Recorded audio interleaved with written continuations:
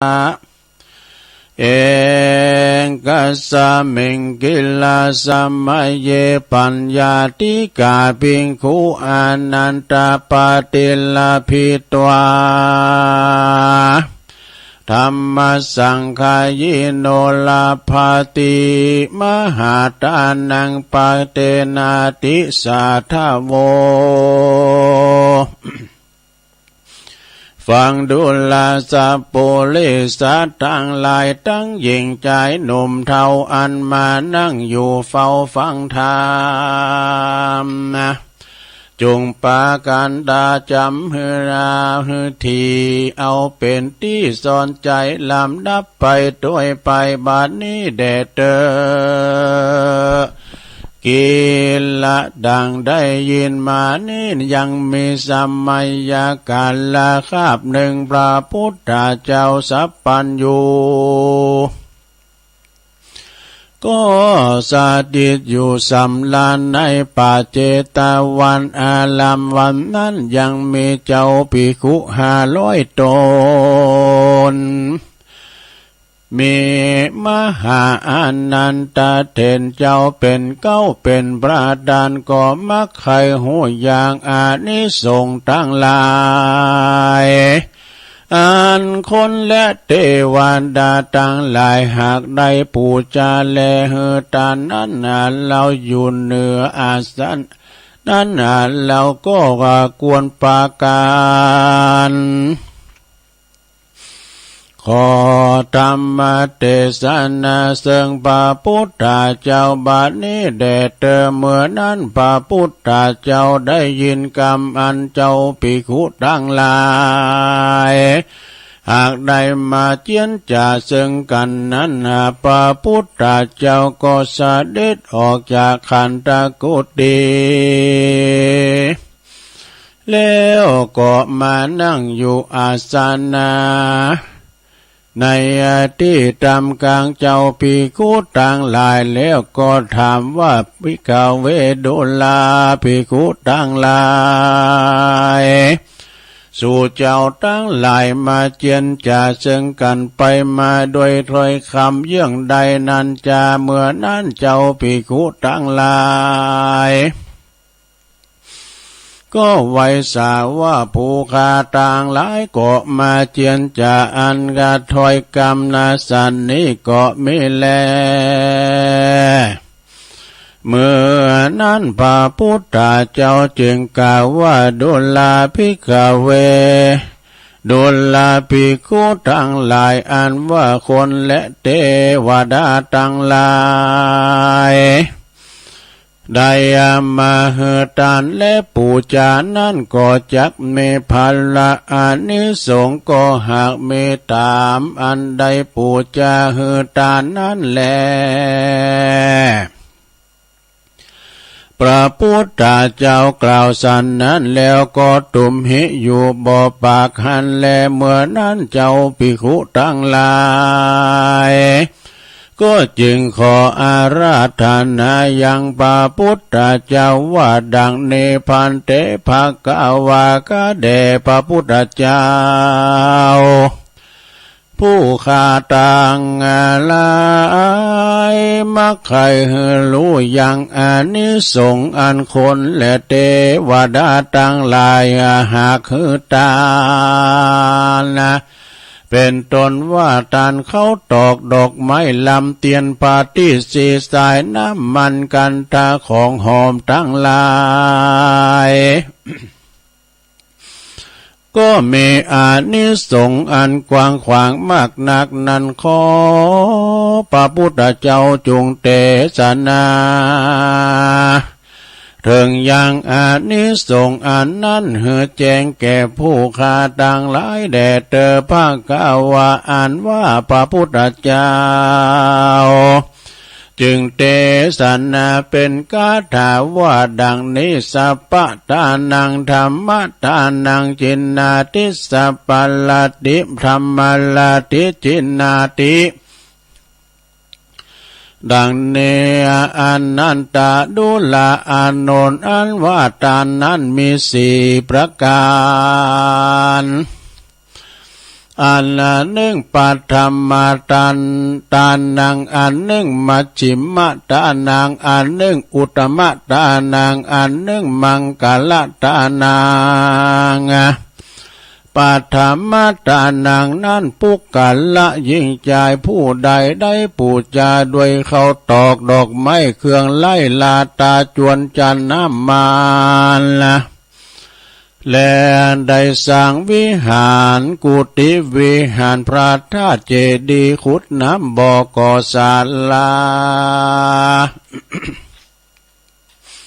ได้แปลงขัวแปลงเล่าคันใดก็ดีสร้างธรรมาสอันสร้างธรรมาสอาสนะนั่งเทศธรรมาก็ดี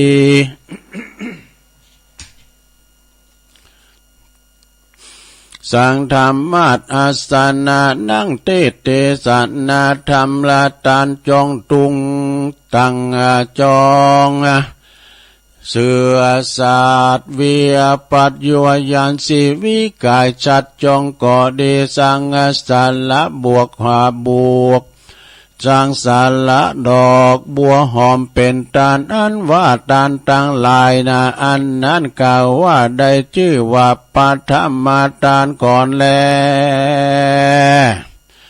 ส่วนอันว่าปุกกัลละผู้ใดเหตานวัตถุอันใดอันหนึ่งดังอันกันว่าเกิดมาภาวะชาติใดก็เตียนย่อมมีพ่อแม่พี่น้องก็ย่อมเป็นแก้วแก่นตนเป็นแก้วแก่ตนมีมิตรสหายก็ย่อมเป็นแก้วแก่กันทุกเมื่ออันว่าอันหนึ่งเกิดมาในชาติใดก็จักมีเนื้อตนอันงามมากนักก็มีเขาของสัมปติก็มากมีอายุมันยืนยาวในภาวะชาตินาได้12กับจึงจักเสียงอานิสงส์อันใดเหือตานาเครื่องฝูงอันกล่าวมานั้นแลมัชฌิมาตานังปุกกัลละผู้ใดได้ตานเขาสันหลักกาพัดและสังฆาพัดและก็จะเขาจังหันหือเป็นตานแก่แก้วเจ้าทั้งสามก็มีอานิสงส์มากนักปุกกัลละผู้ใดหือตาตัน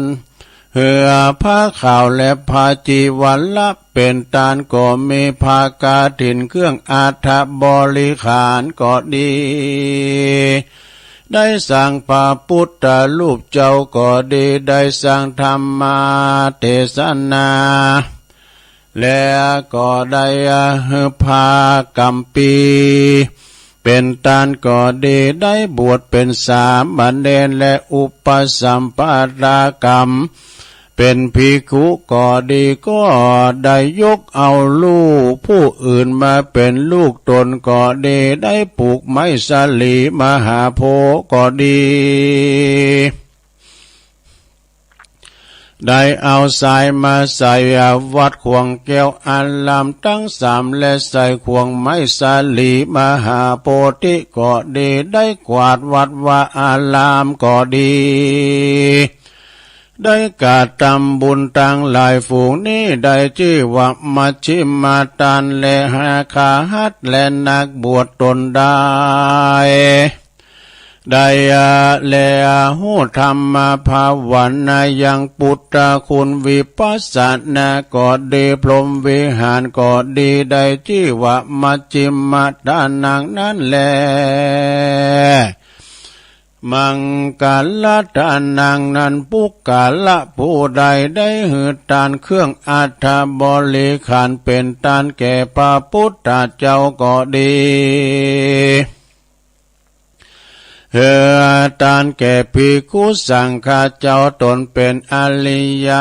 ตนเป็นอรหันตาก็ดีปุกกัลละผู้นั้นให้เกิดมาในภาวะชาติใดก็เตียนย่อมได้นุ่งท่าลงผ้าอันดีอันงาม ใครใดวัตถุเยื่องใดก็ได้ด้วยง่ายจักนาเป็นที่ละแก่คนละทั้งหลาย ในภาวะจุติยนั่นแลปาการหนึ่งก็จักพาก่อไปโดยสิบปากุลมีพยาปัญญามากนักแลดูลาอานันตโยปุกกาโลอันว่าปุกกาละผู้ใดใดเหือตานภากาถินแก่เจ้าภิกขุทั้งหลายได้เหือตานพาปังสุกุลแก่เจ้าภิกขุตนอยู่ป่าอันสงัดก็จักมีอานิสงส์ต่างกันแลแม้นว่าปุกกาละเหือตานกาถินนั่นปุกกาละผู้นั้นผู้เหือตานนั่นก็มีอานิสงส์มากนักคือว่าได้เป็นคือว่าจักได้เป็นเต้าพญาจักใดเป็นพญาจักรวาติราชกหบดีเศรษฐีมีเขาของสัมปติก็มากนักก็ด้วยอานิสงส์อันใดเหือตานภากาถินเป็นตานั่นแล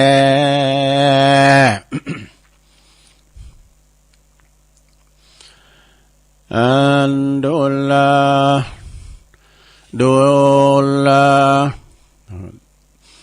อันเหือตานนั่นแหละแม้นว่าผู้ใดพระจักพาฐานาเป็นพระพุทธเจ้าและอรหันตาก็ปันได้ถึงและมามีอานิสงส์พระบังสุกุลนั้นอุปมาดังใจผู้หนึ่งจักว่ายน้ำมหาสมุทรอันกว้างได้90,000 โยชนะก็หาที่จักอันปันลอดปันเถิงถึงฟังคำนาบ่อยาจะแลนาเป็นดังใจผู้หนึ่งมีกำลังอันมากนาขี่ม้าสินทุวาดด้วยตัวหนึ่งไปในอากาศอันเป็นอันมากนักมักใครไปดูขอบฟ้าจักรวาลก็กล่าวว่าดุลามาแก้วสินธุวาดมึงจุงเอากูไปดูขอบฟ้าจักรวาลแด่เตอมาสินธุวาดตัวนั้นก็ไสยองขึ้นบนไปบนอากาศได้8,000 วาแล้วก็ยืนอยู่หันบ่อไปใจผู้นั้นก็กล่าวว่าเจ้าจุงไปตามกำลังเตยามนั้นมาก็ได้ไปตามกำลังแห่งตน ประมาณว่ามาลัดมือเดียวก็ไปลอดถึงขอบฟ้าจักรวาลบัดเดียวแลปุกกะลาผู้ใดมาล้ำเปิงหายังสังขารธรรมอันบ่มันบ่เตียงและได้เข้ามาบวชในศาสนาแห่งพระคาตถากตะเป็นสามเณรก็ดีเป็นภิกขุนี่ก็ดีแม้นจักผาฐานาอันเป็นอรหันตก็ยังจักได้เถิงก็ด้วยอานิสงส์อันใดเฮือพาปังสุกุลเป็นตานปุกกาละอุปมาดังใจผู้หนึ่งอันว่ายน้ำมหาสมุทรอันหาแรงบ่อใดเฮือเสียสินดังอันจึงได้ชื่อว่าบวชบ่ได้เฮือรักษาสินเฮือตนเฮือดีเป็นดังทันลายหรือว่าจามมาลีอันรักษายังปีกแลแห่งตนบ่เฮือหล่นเสียหายไปดังอันจะแลดังได้ชื่อว่าเป็นนักบวชด้วยศรัทธาแต่แลก็ได้เสวยพละอานิสงส์เฮือเสียงจิราธิการยาวนานนับว่าได้16 กับอันอยู่เป็นสามเณร นั้นแล้วก็บวชเป็นภิกขุก็ได้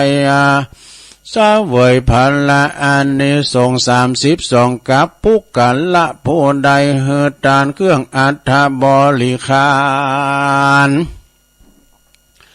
และสัปปะทานตั้งมวลแก่เจ้าภิกขุสังฆะเมื่อเขาอยู่ปริวาสกรรมก็ดีได้ปลูกไม้สาลีมหาโพธิได้สร้างพวกพระพุทธรูปเจ้าก็ดีได้จ้างผู้อื่นแต้มเขียนยังทำหรือว่าเขียนด้วยมือตนก็ดีได้บูชาเอาด้วยเขาตอกดอกไม้และกองเงินคำก็ดีฝูงนี้ในที่ได้ชื่อว่าอุตตมทานกันว่าจุติตายก็จักได้เมื่อเกิดจันฟ้าจตุมหาราชิกาได้5,000 ปีติบนั่นแลแล้วก็จักได้ลงมาเกิดในจันฟ้าตาวติงสา จากได้ลำดับขึ้นไปถึงจันฟ้าปาลินิมัตตสาวัตดีในอดีตนั้นได้10,000 ปีติดกันว่าเมียนอายุจากที่นั้นแล้วก็จักได้ลงมาเกิดในจมพูทวีปทั้งสี่เตียนย่อมได้เกิดในข้ากูลอันพระเสริฐประกอบด้วยเขาของเงินคำมากนักก็บ่หันว่าจักได้มาเกิดบ้านนอกคอกเมืองสักเตื้อแลพระพุทธเจ้าเทศนาอุตตมทานดังนี้แล้วที่เนพระพุทธเจ้าจักเทศนามังกรทานภูมิพยาเปิงรู้ดังนี้มังกรทานเนนะปฏิลาภิตวาปฏิวันเนดุลาอนันตาปุกาลาอันนาลาเสียยังมาเชลาธรรมกรรมทานนี้แล้วมาภาวนาพุทธคุณก็ดีพรหมวิหารก็ดีเอาอันใดอันหนึ่งมาเป็นมิตรสหายเฮือมันนากุงแล้วปฏิบัติไปใจแม้นว่าได้3 วัน 7 วันก็ดีแม้นว่าจักพาทันจักภาวนาพมานจะเช่นแม่ไก่กลมกินน้ำดังอันก็ดีก็จักเมพาลาอานิสงส์ได้แสนโกฏกับและพาสัพพทานังสัพพทานต่างมวลเมพาลาอานิสงส์มากนักเมเขาของสัมปติก็มากนักอันว่าสัพพทานทั้งมวลอันใดก็ดีแม้น่าจักเป็นภากัมปีเป็นภากัมปีก็ดีเป็นก็เป็นกุศลส่วนบุญอันกว้างขวางมากนักบ่อาจจักกันนับได้แลได้ยังพลาอานิสงส์นั้นแลอันนี้ก็ด้วยได้ชื่อว่าสร้างหนทางและกองบุญอันยิ่งใหญ่เฮือได้เข้าสู่นิพพานนั่นแล ได้ที่ว่าสร้างหนทางและได้แผ่วทางหนทางและหาที่จักเพียบเทียมบ่ได้แลเหตุดังพระพุทธเจ้าจึงเทศนายังมักกะลาอันนี้บัดนี้จักเทศนาไปปนาว่าดุลาภิกขุเจ้าทั้งหลายมีผู้มีพยาล่ำเปิงหันยังบุญและกุลและกุศลอันจักเป็นแก่นเป็นสารเป็นที่จังที่เปิงแก่คน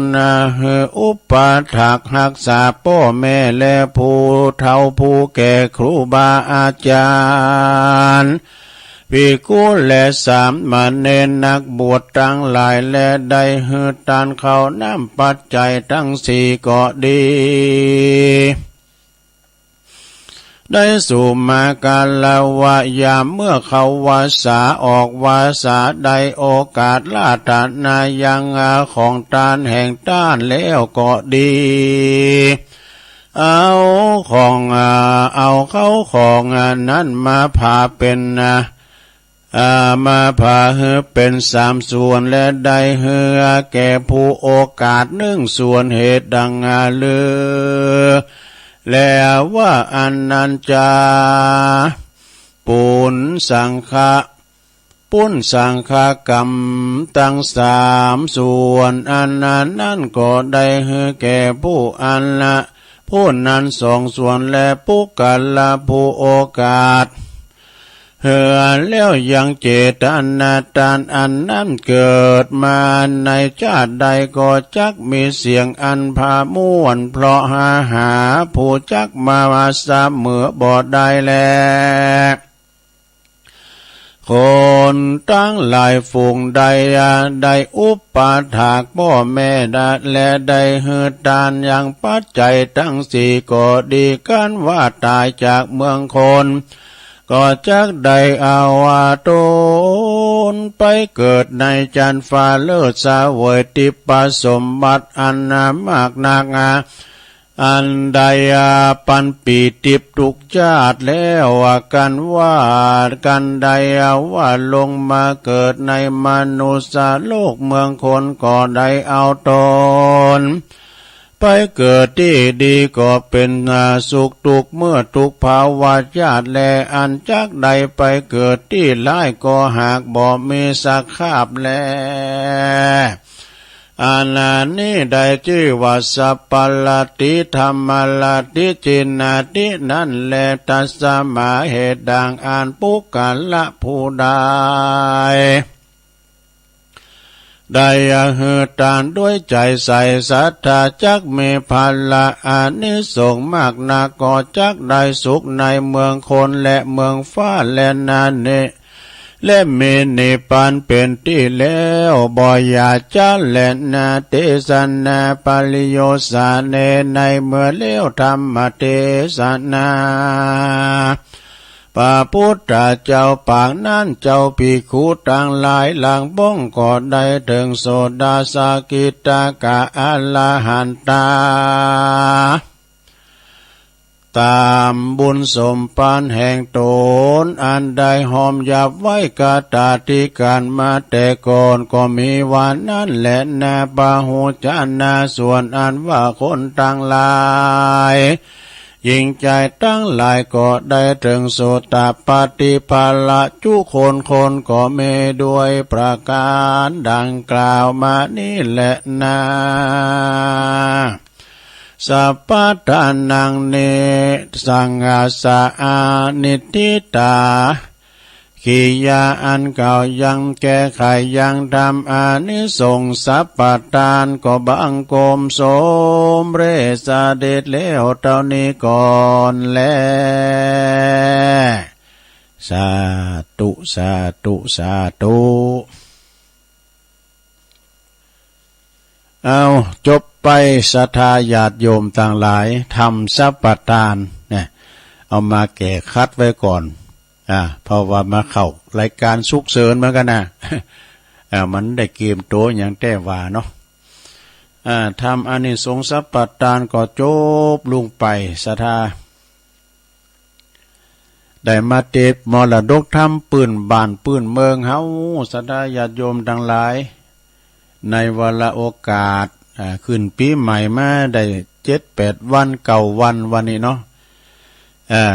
ปีใหม่และปีเก่า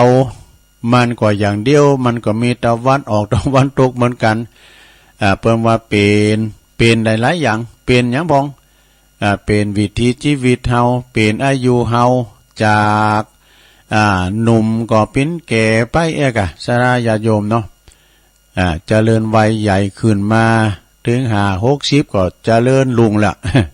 บ่ายหน้าลุงไปฉะนั้นศรัทธาญาติโยมทั้งหลายในโอกาสที่ลอยต่อตั้งแต่ปีแล้วมาเนาะศรัทธาก็มีกิจกรรมกันหลายหลากบ่ว่าจะเป็นตั้งวัดตั้งวาตั้งบ้านตั้งจองเปิ้นก็มีกิจกรรม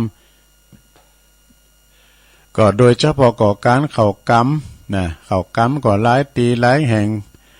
แล้วก็จนมาถึงรอยต่อขึ้นปีใหม่ก็ยังมีอยู่นะเข้ากรรมปฏิบัติธรรมของครูบาอาจารย์บ่ว่าจะเป็นปริวัติกรรมก็ดีเข้ากรรมปฏิบัติธรรมเข้ากรรมอย่างโสสาเพิ่นก็ว่าโสสานกรรมก็มีหลายตีเนาะพี่เนี่ยหลังจากที่เฮาห่างกันไปก็หลายปีย่างกันไป 2-3 ปีบ่ว่าจะเป็นปริวาสเข้ากรรมเนาะโดยกว่าเหตุโรคภัยไข้เจ็บของบัดนี้ก็ฟื้นฟูมาวัดแต่ละวัดก็มีงานกันไปสดาญาติโยมปาเวณีกานี่ฉลองจะร้องเสนาสนะภายในวัดกานี่ก็มีกันมาเนาะแต่ก็ว่ายังจะมีมาแถมอยู่สดาญาติโยมโรคภัยไข้เจ็บนะบ่ว่าจะเป็นโรค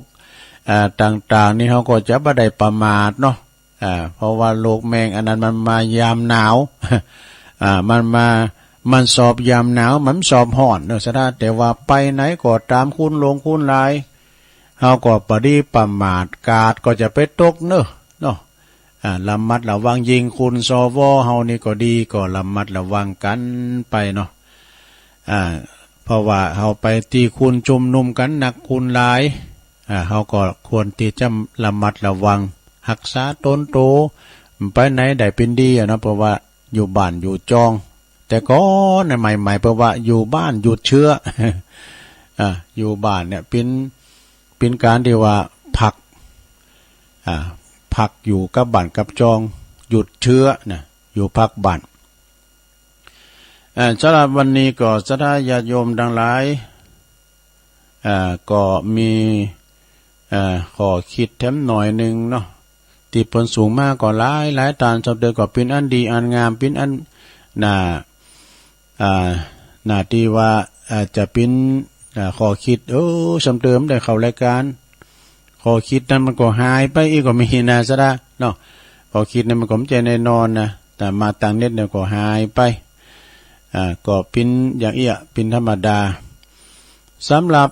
วันนี้ก็เป็นวันที่เก่าแล้วศรัทธาญาติโยมทั้งหลายวันที่เก่าของเดือนมกรานี่ก็เปิ้นว่ามีงานบุญหลายตีอย่างโดยเฉพาะของงานวันเด็กก็เสาร์หน้านี่แล้วเนาะงานวันเด็กนะเด็กดีเป็นสีแก่ชาติเนี่ยเอาน้ำกล้ามนั้นด้วยความสุขเนาะศรัทธาความสุขนั้นเกิดขึ้นได้อย่างเรียบง่ายเนี่ยถ้าเฮา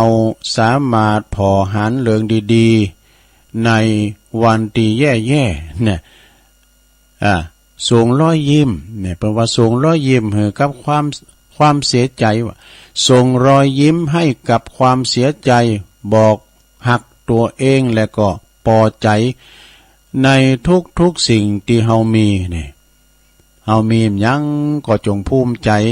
สโลแกนของปหลวงนานแปลว่าปหลวงนานอาคมเตชะนาแปลว่ายินดีในสิ่งที่ตนได้พอใจในสิ่งที่ตนมีเต้าอีชีวิตเฮาก็มีความสุขแล้วแต่กันเนาะศรัทธาเนาะพอใจในสิ่งที่ตนเฮามีนะพอใจในสุขสิ่งที่เฮามีแค่นี้เฮาก็มีความสุขแล้วนะชีวิตบ่ได้มีแค่ด่านเดียวเพิ่นว่านะบ่มีแค่ด่านเดียวนะหาความสมดุลได้กับชีวิตกับชีวิตลองทดเพิ่นว่าลองทด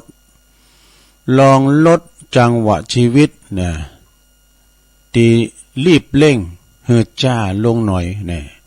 จะไปห่าวเพิ่นว่านะลดความเร็วหน่อยอาจจะทำให้รู้สึกสบายใจขึ้นนะบ่กดดันกับชีวิตมาเกินไปมีเวลาสูดลมหายใจลึกๆนะหายใจเข้าในท้องลึกๆลงชื่นชมกับธรรมชาติรอบๆตัวฮู้เพราะว่ารับฮู้ถึงความรู้สึกตัวเองผ่องนะแล้วก็มีรอยยิ้มให้กับคนรอบข้างเฮาก็จะรู้สึกได้ถึงความสบายใจเนี่ยที่มาจากภายในใจของเฮานั่นเองจบลงไปซะได้นะเป็นข้อคิดดีๆเนอะศรัทธาญาติโยมเนาะ เปิ้นสูงมาก็ในโอ้ยังมีแฮมอยู่ด้วยมีจัดลายเนอะเป็นว่าหลักการพูดจากับคนนี่อันนี้ของอาจารย์ทันพระครูนาลงค์เขานะเป็นสหธรรมิกตุลุงปูนไปอยู่เมืองนานบ่วันนี้ก็วันที่เก่ามีหยังพองเปิ้นว่านะพระครูนาลงค์เปิ้นบอกว่าขอให้ชีวิตก้าวหน้าก้าวไกลก้าวข้ามปัญหาก้าวข้ามอุปสรรคก้าวพ้นโอ้หลวงพ่อเดี๋ยวหลวงพ่อโทรมาเนี่ยตุลุงก็ปัด หลวงพ่อเปิ้นไปตานปูนตีกองงามเนี่ยก็สถานครูบาสีครูบาเปิ้นตานป่ากันว่านี่เนาะก้าวข้ามล้มอุปสรรคก้าวพ้นความทุกข์ก้าวไปสู่ความสำเร็จก้าวไปสู่ความสมหวังแล้วก็ก้าวไปพบแต่สิ่งดีๆแล้วก็ก้าวที่มีความสุขดูวันนี้วันที่เก่าไกลเนอะสดานะอันนี้ก็ขอบคุณที่เพิ่นสูงมาเนาะแบบปัดหลวงพ่อเปิ้นแต่มีมยังเปิ้นโทรมาตุลุงปัดไปเปิ้นส่งอันนี้มาเนาะตักมาทางไลน์ก่อนแม่สีทรจากหนองบัวชัยประการวัดมณฑาทิพย์ท่านพระมหาสมชาติชาตปัญโยแม่ชีจินพานีอู่ทองนี่แล้วก็ฟ้าประธานไวสาครับพระอาจารย์ออกรายการแล้วกาเนี่ยสุดทันลือโลงด้วยเด้อลือโลงโดยสบาดีต้นแก้วแน่ตุปีจากวัดต้นแก้วแล้วก็กลุ่มเทพารักษ์แม่อุ้ยสาวคุ้มตะวันนะแล้วก็มีกลุ่มขึ้นสีขาวแม่จันสมแล้วก็มีแม่หลวงสายฝนจันกุลนะน้องผ่าขาวกับไวสาตุลุงฟังอยู่เจ้าแม่เดือนเพนทิมหว่างฟังอยู่เน้อเจ้าจมลมสกาย78ด้วยนะแล้วก็โยมยุพินหอมมาลาพี่น้อยนะอันนี้ก็อยู่แม่อยู่คุณแม่ศิรินทิพย์บุญเลิศกับไวสาฟังอยู่ทางกรุงเทพถึงกรุงเทพเลยกะวรดรนี่ตัวลุงหายไปไหนหลายวันเดี๋ยวนี้ก็มาแล้วเนาะจบพอดีตักทางลายโอ้สายแหลกเบิ่งเข้ามานี่ทางใดจ้านี่สายแหลกเปิ้นตักเข้ามาเอาเปิดสายสัก 3-4 สายเนาะเจริญปอนโยมเจริญปอนติดแล้วอยู่ทางใดเจริญปอนโอ้มได้ยินจะโหลดปืดสาย 0899555656เจริญปอนไว้สาครับโอ้น้องเบลครับผมโอ้น้องเบลสวัสดีปีใหม่เด้อผมสวัสดีปีใหม่แล้วก่อนรายงานตัวพี่น้องคือสีขาวด้วยครับเพราะว่ามาถึงตั้งแต่วันเสาร์วันเจ้าแล้วครับโอ้น้องเบลมาถึงแล้วเนาะออกบ้านตั้งแต่ตี 1 ป่ายครับแล้วก็มาถึงนี่เกือบ 8 โมงแล้วครับรายงานตัวเนอะดีเลยครับไว้จะกำลังใจทุกลุงแต่ครับขอบคุณน้องเบลเนอะสาธุสุขภาพแข็งแรงเหมือนกันเนาะเจริญปอนเจริญปอนติดแล้วปลายมัน40เข้ามาใหม่เปิ้นอุตสาหกรรมเจริญปอนไปสัตว์เจ้าท่านนำหายแคบไปในหลายวันไปเข้ากรรมไปเข้ากรรมแล้วก็ชัดเจนดีนะเจ้ายังต่างชัดเจนดีมาฟังได้ยินชัดเจนเลยเนาะแจงหัวลินแม่จันสีเนาะดีเนอสาธุเมืองฟังก็ได้ยินแล้วนะตั้งแม่แจ่มแม่มนะเจริญปอนมาแค่การจ้าดูยายพรร้องวัวแดงได้เข้ากลับมาเลยนะมาแล้วก็ยังเข้ากำอยู่เนี่ยไก่วัดนี่มันไก่หน่อยอันนี้นี่ฉันไข่ยอมนี่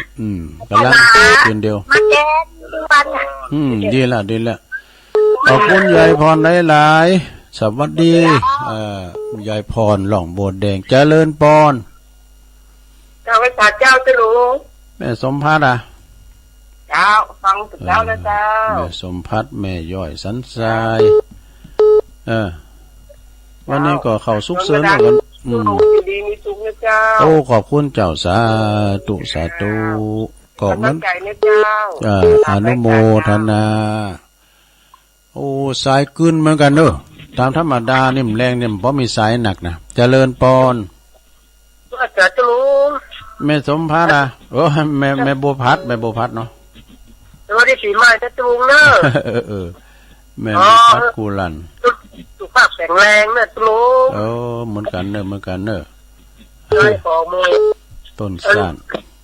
ญาติโยมทุกคนเนอะแต่กะอวยพรปีใหม่ก็บ่สายเกินไปเนอะวันที่เก่าอยู่เทศกาลปีใหม่เจริญปอนติดแล้วไอ้สาสาตุลงโอ้บนนั้นน่ะครับบนนั้นปันมาแล้วพี่โชคเด้อวัดที่ติไปโต้ยเหมือนกันเนอะดอนใจยินดีบนนั้นเนอะอันนี้เปิ้นอยู่ท่าดอนใจเนี่ยสถานเนอะปนนั้นปั้นอินมาศนะปอดจานวัดตุยเจริญปอนจ้าว่าสาเจ้าตูลุงแม่ปลาณีสวัสดีปีใหม่นะเจ้ามณีจักมณีจรขอสุขภาพสุลุงแข็งแรงเด้อรักษาสุขภาพด้วยนะเจ้าโอ้ยินดีหลายจ้าแม่ปานีมณีจรมอเนอะแม่เมาขี่เล็กฝางบุญนะเนี่ยเจริญปอนกับไว้สาเจ้า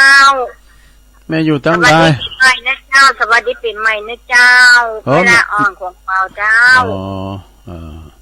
เวลาอ่อนคงเป้าเนาะเจ้าขอให้ปู่ลุงรักษาสุขภาพดีๆเนอะเป็นหนาวที่ระบายง่อมพอดีตุลุงไปติดงานเขากำไม่กับมันอยู่ไกลไปมายากเนาะเดือนนี้ก็เดี๋ยวก็ติดอยู่นี่สันขยอมเดิมปอกไก่ตุลุงมาแล้ววันนี้ยินดีไหมล่ะอ่อนได้ลายเนอะกำลังจะตุลุงนะเจ้าสาธุกับไว้จัดเจ้า0899556506เนี่ยก็โทรกันเข้ามาหลังจากห่างเหินกันไปหลายวันนะสะทาเมื่อวันมาปะกันแล้วตุลุงก็ทีแรกก็ว่าไม่ได้ออกแล้วกันเนี่ยปอโซแล้วนะคืนเวลาให้ท่านพระครูแล้วนะโอ้พอดีตัวปีตอมกับไออีทนี่เปิ้นสั่งเนาะเปิ้นมาแปลงแล้วก็ออนของอาจารย์ของท่านพระครูอภิวัฒนวิกรมเลยนะปิ้นเน็ตเคลื่อนทีใจไปเลยเจริญปอนเจ้าไว้สาเจ้าแม่บุญปันเจ้าโอ้แม่บุญปันสวัสดีปีใหม่เนอะสวัสดีปีใหม่กับเจ้าศพเตี้ยเนาะโอ้ดีกันฟังชัดเจนเลยเนาะฟังคืนนะนี่เนาะโอ้ยต้องซักเจ้าโอ้ชัดเจนเลยเนาะแม่บุญปันก็มันนะแกได้หายไปหลายวันแล้วนะโอ้ปกติจะจับโอ้ติดแล้วตรงนี้ติดแล้วเนาะติดแล้วเอาไว้กับปกติบัตันขอบุญรักษากรรมจูเนอะแม่บุญปานเนอะเจ้าสวัสดีปีใหม่โต้ยเจ้าสาธุเจ้าพี่น้องสายไต่ก็ฟังกันอยู่032เจริญปอนไล่สามเจ้ากูผิดกูถูกแล้วกูรู้จังใดแม่4,000ตักแก้วป่าไม้แดงดอยสักดิ์เจ้าป่าไม้แดงเนาะลุงสบายดีเนาะเจ้าสบายดีตามมัธยมแม่อากาศมันยังเย็นขึ้นมาอยู่เนาะดูแลสุขภาพโดยเป็นห่วงอยู่นะคะเป็นห่วงทุกตนทุกองค์ที่แม่ฟังรายการเพื่อนเนี่ยแม่ก็ห่วงบางองค์ก็ได้โทรหาบางตนก็ได้โทรหาบางตนก็ได้แต่ที่โทรหาท่านมหาสมชาติท่านมหาสมชาติก็เสียงเปลี่ยนไปแกก็บอกว่าตั้งแต่ตี 3มาแล้วแม่เฮ้ยก็เดี๋ยวเพิ่นก็จะมาเข้ากำเนี่ยเดี๋ยวเพิ่นน่ะมาเข้ากำที่เนี่ยมาด้วยกันเนี่ยนะนอนทีมกันแป้งหมูกันแป้งงานตีไปละมาหาสมชาตินี่เข้ากำเนี่ยสักไข่ยอมเนี่ยนี่ อ๋อตะกี้เพิ่นก็บอกบุญแม่ว่าเพิ่นจะอย่างก็เข้ากรรมจะก่อสร้างเมนแต่ว่าได้ขอบคุณแม่สีพันเด้อป่าไม่แดงเอ้าจบรายการตุลุงชงแลกก่อนเด้อสถาเด้อเจ้าไว้สาเจ้าสาธุต่อไปก็พักกำเดียวกันเด้อสถาเด้อตุลุงพักกำเดียวก่อนเดี๋ยวก็มาปะกันแถมเจริญปอน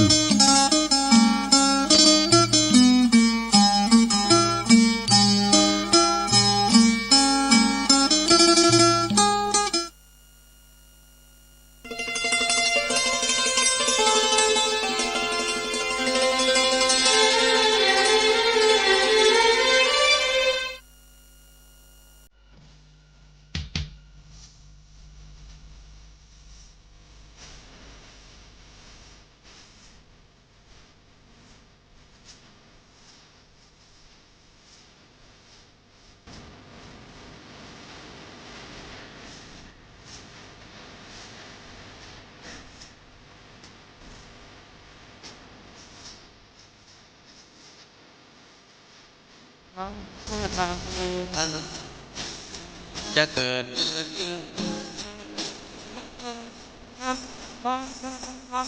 แต่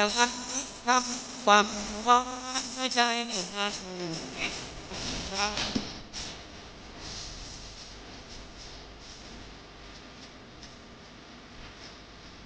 เป็นปอยบุกมันติด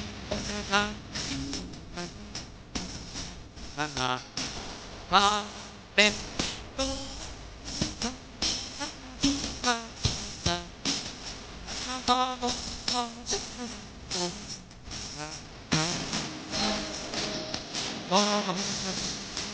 จังนี่ผมอันมาตั้งนี้ตั้งแต่แต่ปล่อยปลาตั้งให้รู้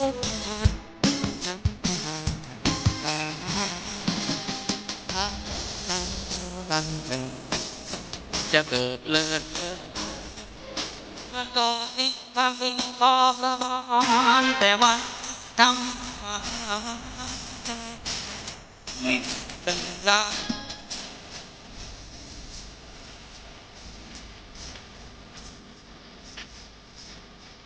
ติดตัดยังได้จิตนั้นสิจะ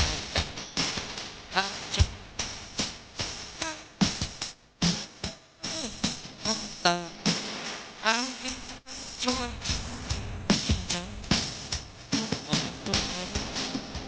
หาสิ่งยังต้องประทับใจครับว่า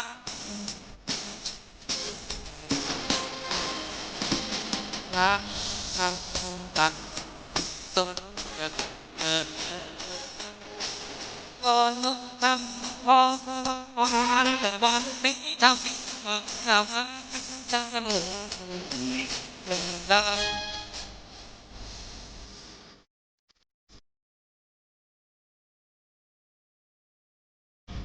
เป็นไ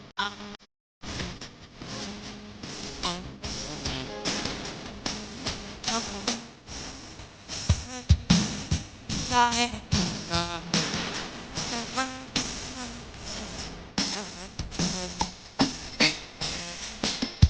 อย่าได้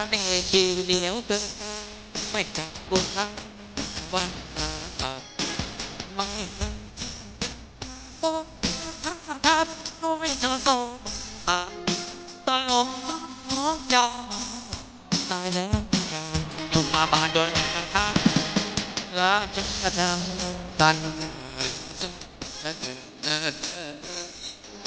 วันก่อนที่ทำให้พอประมา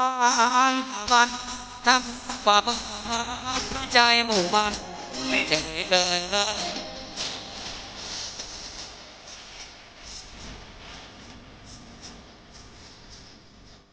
บอกไม่บอกบอก จะมาเดี๋ยวครบวันยังไม่เดียวกับวันมองขนาดนั้นตัดเกิด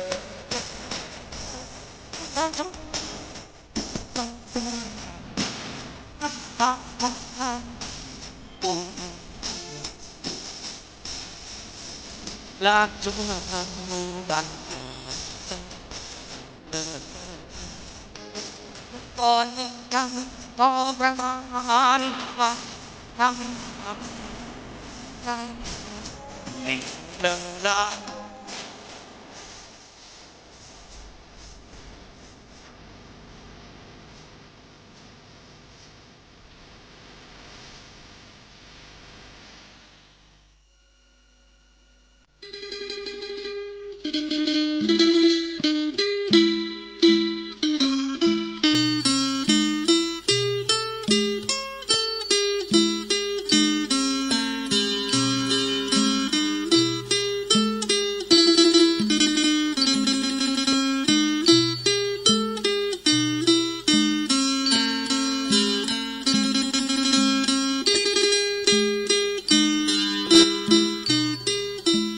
เอาแล้วศรัทธาญาติโยมทั้งหลายตุลุงก็พักเบรก พักเบรกแล้วก็ไปจิบน้ำเตียวไปเตียวมาหยุดสินหยุดสายจิบน้ำจุ่มคอก็มาสู่รายการจุ่มโมงสุดท้ายเนาะก็มามาจากันแถมศรัทธาปรากฏว่าเพิ่นก็ฟังกันหนักกันหลายเปิดสายกำเดียวได้10สายเนาะ ต้องขอบคุณเนี่ยถ้าว่ามีอุปสรรคอันใดก็มาเข้ารายการจะนี่เนอศรัทธาเข้าแล้วนี่ก็เกี่ยวกับระบบอินเทอร์เน็ตพองก้าเนาะนะอย่างวันนี้นะก็มันแมปมาเต็มว่าแล้วก็นำเรียนท่านพระครูอภิวัฒนวิกรมเพิ่นก็บอกว่าเอาอันที่สำรองนั้นใส่ไปก่อนตุลุงตุลุงก็เหิดตุปีวันใหม่มาแปลงก็ได้แล้วก็พอ2 โมงปลายแล้วตุปีต่อมกับไออีทมาแปลงก็ละดีมาเนาะดีมาเมื่อดีมาก็มาเข้ารายการก็กุมาไปหน่อยเนอะหลังจากที่วางเว้นไปห่างเหินไปแล้วก็ไม่ได้ต่างโตดีทีแรกก็ว่าโซ่เลยกันนะก่อนพี่ยังน้องสดาญาโยมตอนนี้ไปก็ถ้าจะดีไปก็ถ้ามันดีนี่ก็ก็ได้ฟังกันไปเนาะก็ที่สาเหตุที่ว่าห่างเหินไปก็มันก็ไปช่วยครูบาอาจารย์ศรัทธาญาติโยมไปเข้ากรรมพองกาแต่ปีแล้วมาแล้วนะปีแล้วก็ไปเข้ากรรมบนวัดกอคานองโบบุญตำบลตาตุ่มบุญจากหันมาก็มาวัดมอนฤาษีแถมมอนฤาษีก็10 วัน10 คืนก็ดูปริวาสเนาะจากมอนฤาษีก็มามอนหอยแก้วอำเภอดอยหล่อนี่นะจากมอนหอยแก้วก็ไปวัดใหม่พัฒนาตำบลยางคามบุญไปสวัสดีปีใหม่กันพวกเนาะเปิ้นสวดมนต์ข้ามปีตัวจากหันมาเนาะใหม่พัฒนายางคามแล้วก็มาที่ซองแควป่าเฮวที่สุสานบ้านซองแควแถมจากซองแควก็มาวัดดุงนิมิตรนำดิบน้อยที่อำเภอป่าสร้างไปเนาะเดี๋ยวก็เข้ากำที่สุสานบ้านสันขายอมบ้านหอยทางวัดสันขายอมบ้านหอยทางนะกำลังได้คืนเดียวขึ้นแล้วเนี่ยจะไปออกวันที่12บนเนอไปอยู่หิมกิมไก่จะมาซาเข้ากำจะมาตานขันเข่าก็ดีก็เจอเนอที่สันขายอมพี่น้องตั้งหลายปิงตัวเจ้าก็ซาวเก่าตุนเนอก็รวมกันก็ตึงจอยงานก็30 ปลายเนอ30 ปลายก็จะไปออกกรรมกันกับปุ่นวันที่12พอดีจากหันไปก็ย้ำเสียงกรรมด้วยนะปุ่น17 ถึง 22 มกราวัดธรรมวิมลมังคลารามนี่ก็น้องสมณะปุ่นนะสำนักปฏิบัติธรรมธรรมวิมลนี่ก็เนาะมังคลาตัวพิสิทธิ์ก็ประหลงวงเขาปุ่นก็วันที่17 ถึง 22นี่ก็สดาญาติโยมเขาสารงานบุญเนาะแล้วก็งานปล่อยโลงก็มีพี่น้องตั้งเราดูนี่เพิ่นจะมีปล่อยโลงเนาะ11 12 13 กุมภาเนี่ยปล่อยโลงหยังตัวปีกำธรมาเพื่อจะปล่อยโลงอุโบสถหลังใหม่เสนาสนะต่างหลายโดยนะก็ไป ลมกินลมต่างหลายอยู่ซะได้เนาะงานข่าวสารงานบุญก็คอยประกาศปุ้นวันพัดเจ้านะต่อไปตั้งข้อคิดไว้ในซะได้เนาะฟังตั้งอันธรรมะข้อคิดไปพี่จะได้ลองฟังผ่อนซะได้เนาะเดี๋ยวเฮาก็มามาจากันแถมฟังข้อคิดก่อนสตินี่คุณเฮาถ้ามีสตินะเอาตัวหลอดได้เวลาเฮากังเฮาเกณฑ์มานะตกสับปางนะมันลืมสติดูมันจางอย่าเหือการเฮาได้ตั้งสติไว้นะสมมุติว่าจ้างมาเนาะนะจ้างมาเฮาได้อย่าหือดีน่ะคุณถ่อมกล่าวว่านี้จ้างเขาวางง่ายหรอมันถึงแตงเขาได้นี้จ้างเขาวางง่ายไปหาคุณเฒ่าคุณแก่ผู้รักผู้ใหญ่ก็ดีก็ตามเถอะเปิ้นว่าเนี้ยจะไปโขดจะไปเกตนูนเข้าไปดิๆเถอะนะตุลุงก็เคยอยู่กับครูบาอาจารย์ที่เปิ้นโศกมาแล้วนะปวดรู้ตุปีเขาเปิ้นก็ว่าต้องโขดต้องเกตนูนขอตั้งติ๊กๆเถอะก็เดียวตึงเดียดีแต่ก็เฮ้ยนะเฮาจะไปโขดจะไปเกตมีสติในเปิ้นอุปมาเหมือนเสาหลักศรัทธาญาติโยมเสาหลักที่ปักแน่นในอารมณ์คือคุณมีสติเมื่อจะไตรตรองกึดในเรื่องใดใจก็จะต้องไตรตรองปักแน่นกึดในเรื่องนั้นๆอย่างละเอียดนะทีท่วนบ่ฟุ้งซ่านในเรื่องอื่นแน่แล้วก็เห็นสติหนึ่งสติอุปมาเปรียบเทียบก็เหมือนกับนายประตูนะปินให้ประตูคือนายโกอ่ะเพิ่นปินโกหรอกปินให้ประตูนายทวารนายโกนี่นะมันจะคอยเฝ้าดูสิ่งต่างๆที่จะผ่านเข้ามาเด้อกระทบทางตาหูจมูกลิ้นกายใจตลอดจนเฝ้าติดตามถึงอารมณ์ต่างๆติดใจกึดถ้าหากว่าสิ่งนั้นมันเป็นประโยชน์จันนะกูก็จะปล่อยผ่านเข้ามาเนาะแต่ถ้าหากว่าสิ่งนั้นมันเป็นประโยชน์จันนะมันจะเป็นโตดสติก็จะเป็นโตหยับยั้งนี่สติสำคัญเนอศรัทธาเนอแล้วก็สติอุปมาทำอย่างหนึ่งเปรียบเหมือนขุนคลังนี่ขุนคลังนะคอยตรวจตราดูแลอยู่ตลอดเวลาว่าสิ่งของใดตีใดเข้ามาอยู่ในเฮาใจเฮาซอยเท่าใดงบบุญงบบาปมันอยู่เท่าใดนะเดินนี่เฮาทำบุญเท่าใดเฮาทำบาปเท่าใดเนี่ยเปิ้นมีงบหรอกเนาะ งบใจเฮาเนี่ยงบเนี่ยเฮาทำบุญเฮาทำบาปของเฮานี่เท่าใดปิ้นอย่างใดผ่องตรวจตราอย่างละเอียดทีท่วนโดยที่ว่าบ่ยอมหือตนเองนี่นะไปปิ้นนี่บาปอีก หรือมีกรรมให้บุญเนี่ยเนาะแล้วก็พยายามสั่งสมบุญกุศลหือปิ้นกำให้ชีวิตต่อไปแน่สุดท้ายแถมสติหนึ่งเนอะสติอุปมาเหมือนกับหางเสือหมายความว่าพวกมาลัยนี่ก็เปรีย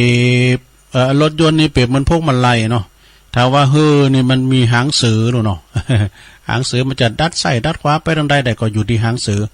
สติอุปมาเหมือนหางเสือนะ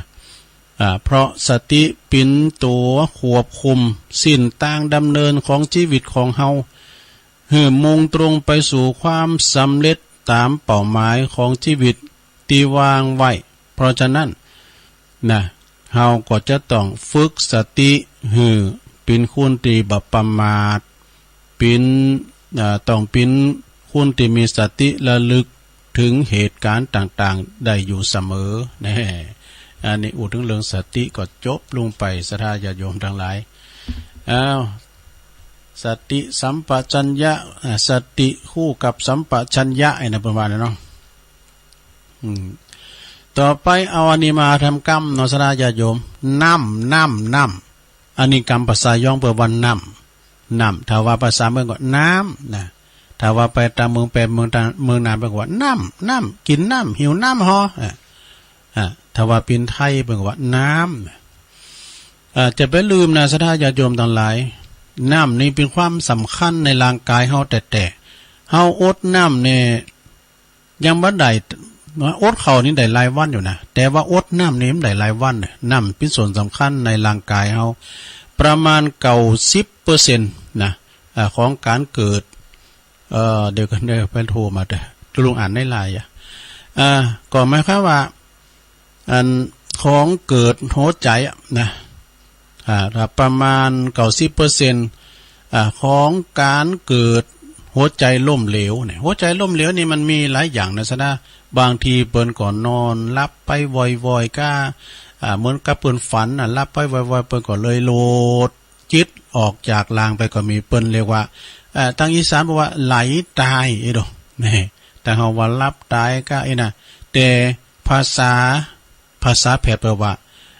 หัวใจล้มเหลวไอ้น่ะเกิดขึ้นในช่วงเจ้าแล้วก็สามารถลด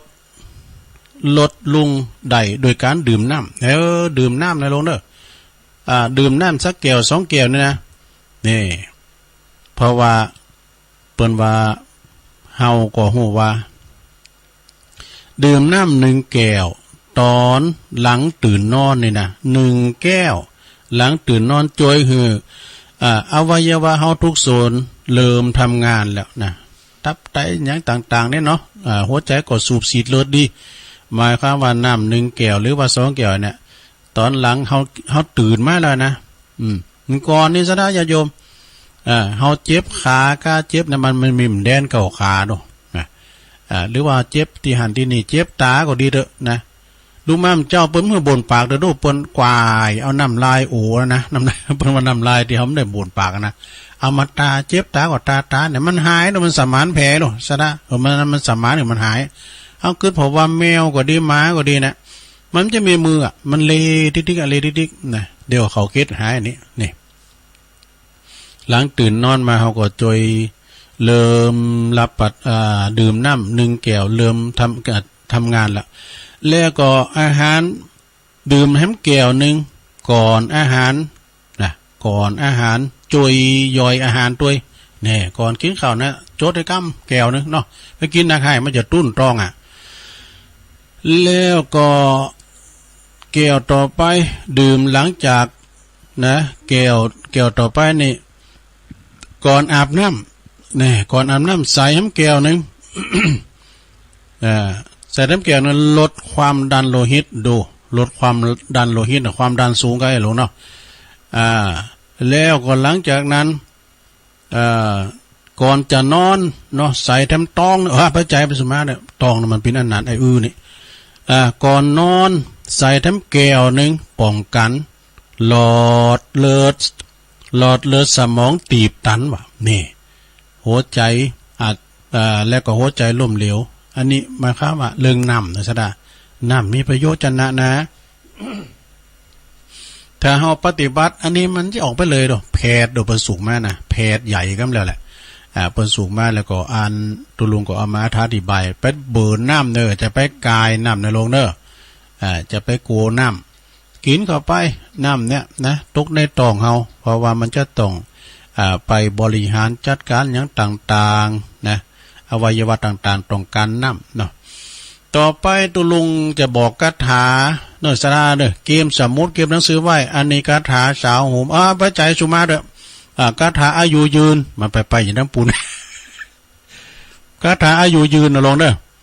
อุอากาสะเหิมใจตุสะนาโสเหิมใจโอ้อันนี้มันเป็นคำก่อนก็เนี่ยใจกะลองฟังผ่านก็ได้นะลองเด้อคาถาอายุยืน ตื่นนอนตี4อย่าลุกลี้ลุกลนลืมตามองจนตนพ้นภัยตัวตนพ้นภัยขยับกายาเนี่ยขยับกายาลงเด้อแกว่งแขนล่างกายอย่าลุกทันใดให้หายมึนงงไปเฝ้าลูกนะลงเด้อไปเฝ้าลูกนะกันเฮานางมึนนะเฮาลูกนาตาลายตุลุงจะมีหรอเขาไปเฝ้าลูกกอยกับลูกอย่างโง่นะลุงจันตุลุงลูกอย่างโง่เอากุ่นลูกก่อน สวดมนต์แผ่เมตตานี่สวดมนต์นี่แม่ล้มได้เนี่ย แม่ไปนอนวัดก็ดื่มได้ตุมันได้หยังได้อิติปิโสก็ได้นี่ก็ว่าไปอิติปิโสนั่นก็ได้เองเนาะเป็นคาถาดูยันตุนนี่ก็คาถาผีโกน่ะสดาโยม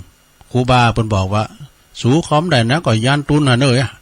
ไปถึงก็โดนแต่กะปดโตมันตึกตองแหนมได้นะยันตุนโหปะนี่ มันจะนี่มีตังค์ครับนี่ยันตุนจุดก็แลนบ้านว่ะสวดมนต์แผ่เมตตาภาวนาแบบสงฆ์นี่ภาวนาแบบสงฆ์จิตทำจิตมั่นคงรองรับของดีนวลตานวดตาทันทีให้แสงใส2 นาทีให้แสงใส2 นาทีดื่มน้ำอุ่นเลวลี่ทันที4 แก้ววันนี้4 แก้วกันเนาะ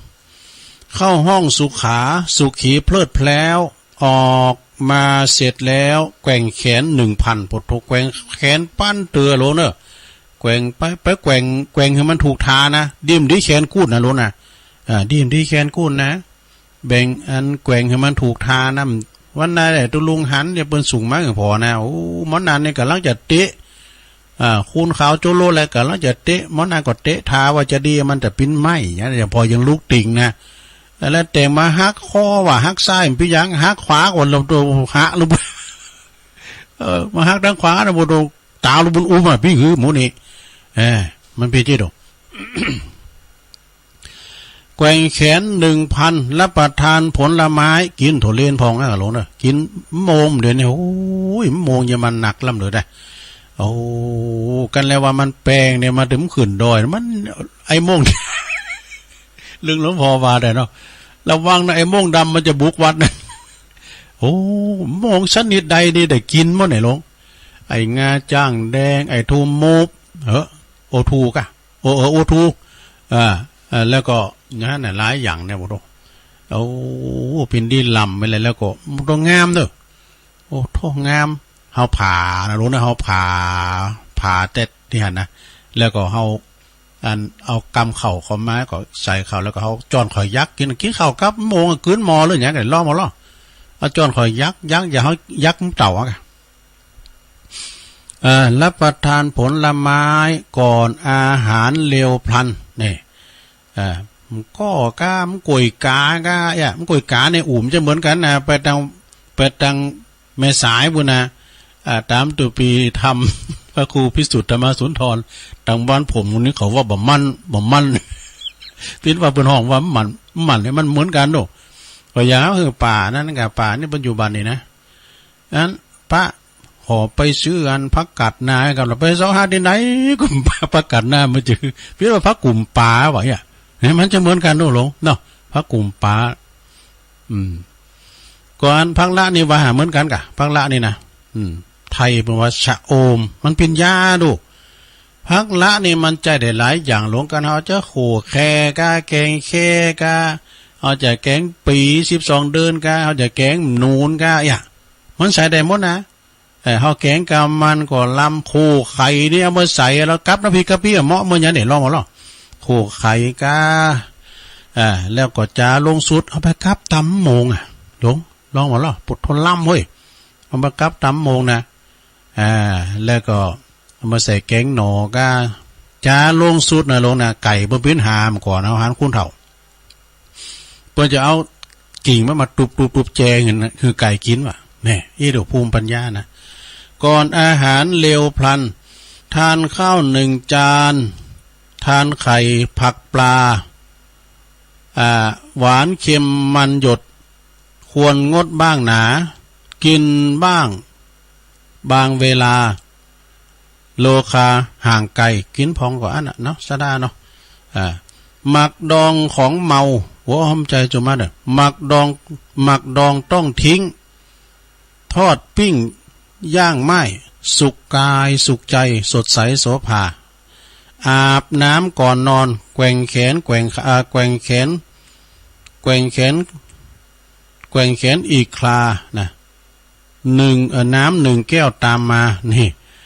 วันทาก่อนนอนวันทาก่อนนอนหมายความว่าก่อนจะรับตอนนอนก็ลงไหวพระเจ้าไว้เนอะ อิติปิโสภะคะวะแต่ไปว่าดังให้เดี๋ยวมันเกี่ยวจะปรากฏตัว เกี่ยวปรากฏตัวอยู่ตุลุงทองวานะวันทาก่อนนอนจิตใจผ่องแผ้วเสร็จแล้วพักผ่อนหลับตาหลับตาขอพรนอนหลับฝันดีคืนนี้ราตรีสวัสดิ์กุดไนท์โอ้โหแปลว่าไม่ใช่ได้กุดไนท์กะอันนี้ขอบคุณเนอะเปิ้นสูงมาในปีน้องดังใดเนี่ยโอ้น้องหานบ่น่ะดูเส้นซ้ายบ่น่ะขอบคุณเนอะเอาจบลงไปศรัทธาเนาะขอคิด ขอคิดนำชีวิตนำทาง อันนี้ก็เป็นขอคิดพ้องศรัทธาขอคิดนำชีวิตต่อไปเอานี่มาว่าดำกรรมหนึ่งเกิดศรัทธาญาติโยมทั้งหลายวันนั้นก็ไปเข้ากรรมไหนปูนหลายปิ้งบ่ตีดงนิมิตวัดดงนิมิตน้ำดิบน้อยได้รับหนังสือเพื่อนแท้ตลอดชีวิตนี่ปิ้นจะได้ในปอคู่เก่าเฮาเนอศรัทธาญาติโยมทั้งหลาย4-50 ปีที่แล้วตุลุงปิ้นนั้นลูกศิษย์เปิ้นสอนเนาะปอคู่ศรีนวลแก้วสุขเดี๋ยวนี้เปิ้นก็อายุก็70ปลาย80ปลายเนาะเปิ้นก็มาสาเข้ากรรมนำเอาหนังสือมาหือพุทโธอันนี้เป็นวิทยาทานเนอะศรัทธาหนังสือนี่เป็นเปิ่นแต่ของชีวิตนะปิ้นจะได้ลองฟังบ่ในกลั่นกรองออกจากคิดใจปอครูเก่าเฮานะ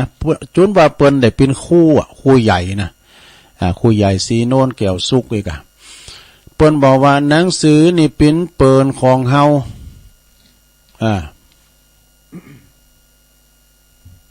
หนังสือนี่เป็นเปิ่นของเฮาตลอดเวลาเนาะเป็นเปิ่นของเฮาได้ตลอดเวลาบ่ว่าจะยามสุขหรือว่ายามทุกข์ยามเมื่อเฮาโศกเศร้าเสียใจยามเหงายามวิเวกวังเวงนะสุดขั้วหัวใจ ถ้าเฮามีหนังสือนะเฮาจะอ่านแล้วมันจะติดตามเฮาไปทุกหนทุกแห่งเน้อหนังสือนี่นะบ่ว่าจะอยู่ที่บ้านจะอยู่ที่ป่าเขาลำเนาไผ่บ่ว่าเฮาจะอยู่ในท้องทุ่งนานี่หรือว่าท้องทุ่งทะเล จนในที่สุดในห้องนอนนี่ห้องรับแขกจนกระทั่งในรถฉะนั้นเพราะว่าลูกนะเพราะว่าลูกศิษย์เพราะว่าลูกจะปิ้นอันยังอยู่ที่ไหนจะทำอันยังลูกอย่าไปทิ้งหนังสือเนอะวะหนังสือนี่นะจะไปทิ้งการทิ้งหนังสือก็เหมือนกับเฮาทิ้งเพื่อนที่แสนดีที่สุดลูกเอ๋ยเนี่ยจงพยายามขยันอ่านหนังสือหือหนักอ่านทุกเล่มอ่านทุกเรื่องหนังสือนี่เป็นเหมือนครูเป็นเหมือนเข็มทิศเป็นเหมือนแผนที่ที่คอยจี้แนวทางเดินของชีวิตหือเฮาเดินหือถูกและก็หือตรงทางการอ่านหนังสือยิ่งมากเท่าใดก็เหมือนเฮามีครูมีเข็มทิศแล้วก็มีแผนที่สำหรับปิ้นผูกกำกับสำหรับดำเนินชีวิตมาขึ้นเท่านั้นนี่โตอันนี้เป็นคติธรรมเหมือนกันเนอะศรัทธาอย่างตัวลุงเนี่ยก็มีธรรมก็คือหนังสือเนี่ยนะนิทานอย่างต่างๆก็คือหนังสือนะเฮาจะได้ด้วยเฮาก็ต้องพอหนังสือในเปรียบเหมือนครูเปรียบเหมือนเข็มทิศต่างๆเปรียบเหมือนแผนที่นะเฮามีหนังสือเนี่ยนะอันนี้คือสุดยอดคำสอนติกลั่นจากก้นบึ้งของหัวใจพ่อครูศรีนวลแก้วสุขครูดีเด่นปีพ.ศ. 2512ปี2529ปี2534เปิ้นเขียนเมื่อ5 มกราคม 2562ม.เพื่อตุลูกศิษย์ เปิ้นเอามา2 เล่มนะอาจารย์ครูซึ่งเป็นลูกของปอครูเปิ้นว่าปอครูฝากมาเหือเนอ2 เล่มก็คือของตุลุงเล่มหนึ่งของพระครูสถิตสารคุณเล่มหนึ่งเนี่ยการก้อนออกมาน่ะสดาเนาะมีหลายอยู่แล้วโทอันนี้เป็นวัตถุดิบตุลุงกำแล้วเนอะก็จะได้ค้นคว้าเลเพลงเอามาเป็นวิทยาทานเนาะเราสู่จู้กันฟังพี่น้องศรัทธาญาติโยมทั้งหลายอันนี้คือนักปราชญ์เนาะ ตุลุงก็โอ้มก่อนนี่พอครูซีโนนี่นะตุลุงยังเป็นละอ่อนอยู่นะเปิ้นจะเป็นโคศกก้าเคิงเสียงยังมีนะเปิ้นจะเป็นโคศกงานศพก้างานอย่างต่างๆนะงานกีฬา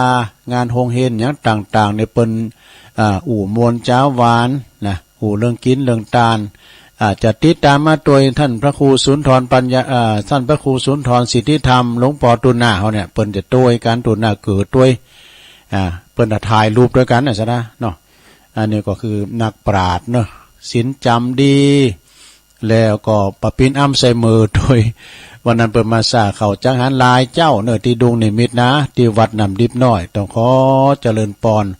ขอบคุณพระครูซีโนนแก้วสุขมาณโอกาสนี้ตัวเนอที่หืออันหนังสือแล้วพระครูชัยเนาะพระครูชัยทองขันแถมอันนี้ก็มีหลายอย่างสนะญาติโยมเนาะเปิดเอาของดีมาฝากอันนี้เป็นหนังสืออย่างต่างๆนิทงนิทานนี่